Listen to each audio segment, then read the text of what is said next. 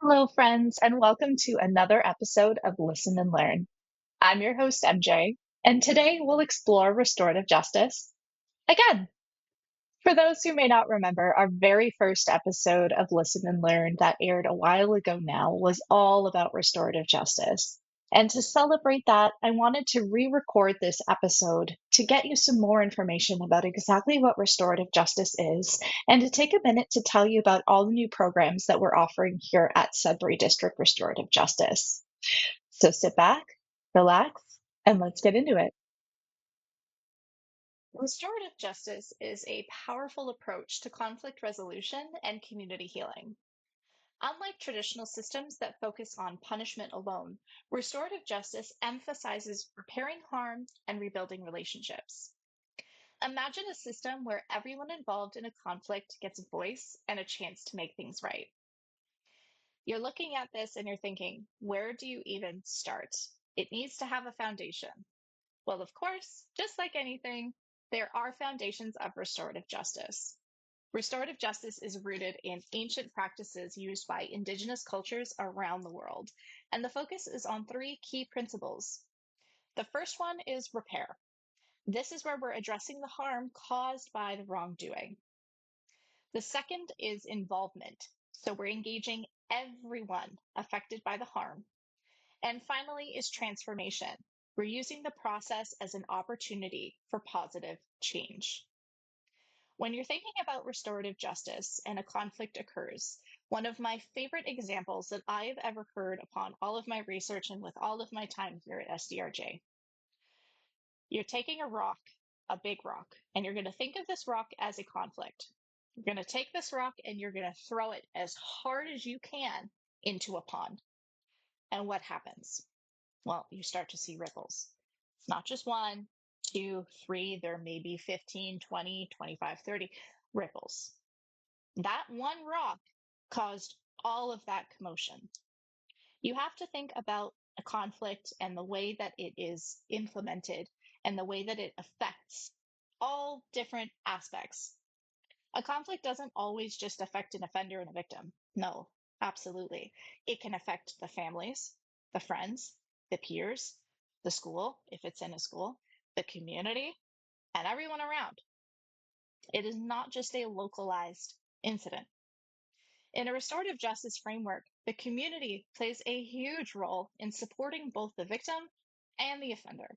And this contrasts majorly with punitive systems that often isolate and stigmatize each individual. Let's restorative justice process itself. So the restorative justice process typically involves several steps. The first one is a referral. The conflict or the incident has happened, it's been identified, a flag has gone up, and there is a need for a restorative justice intervention. These referrals, when it comes to our organization, typically come from either the school, it can come from the Greater Sudbury Police Service, it can come from the court, it can come from an individual, it can come from anywhere.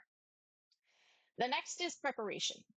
The facilitators will meet with all the parties involved to help prepare them for the process. The next step, of course, is the process itself. So this is either a circle or a conference. They're known as both. Essentially, what it is a structured meeting where victims, offenders, and community members, family members, peers discuss the impact of the incident and agree on steps to repair the harm. Next is an agreement. After this conference has happened and everybody's had a chance to say their piece, participants will come together to create a plan of action, which can include an apology, community service, or other reparative activities. Finally is the follow-up. So this ensures that all the agreed upon actions have been completed and that we are providing ongoing support to whoever needs it if they need it. This approach emphasizes accountability, empathy, and community support and starts to begin that process of repairing. So now you're looking at this. You have the foundation. You have an understanding of, okay, so here's the conflict. This is how it's being resolved. You understand the process. But you might be thinking, okay, so what is the benefit of this versus traditional justice? Well, restorative justice offers several benefits specifically for youth. The first one being empowerment. This gives youth a voice and an active role in resolving a conflict, not just the victim and not just the offender, but both, as well as any peers or community members. Next is understanding. We're promoting empathy by helping others and offenders understand the impact of their actions. Next is community building. So, this is strengthening relationships and trust within schools, communities, and individuals. And finally, reduced recidivism. This lowers the likelihood of repeat offenses by addressing underlying issues rather than simply punishing. Let's consider a scenario. Imagine in your mind two students. Their names are Alex and Jordan. Alex and Jordan are not seeing eye to eye. They're feuding. It comes to a head, and suddenly they're in a fight at school. It's come to blows. In a traditional system, they might face suspension or expulsion, which can further alienate them. In a restorative justice approach, they meet in a circle with facilitators and peers. They share their perspectives. They understand the impact of their actions, and they work together to create a plan for making amends. This not only resolves the conflict at its core, but helps them develop better conflict resolution skills for the future. Let's look at some practical applications and some examples.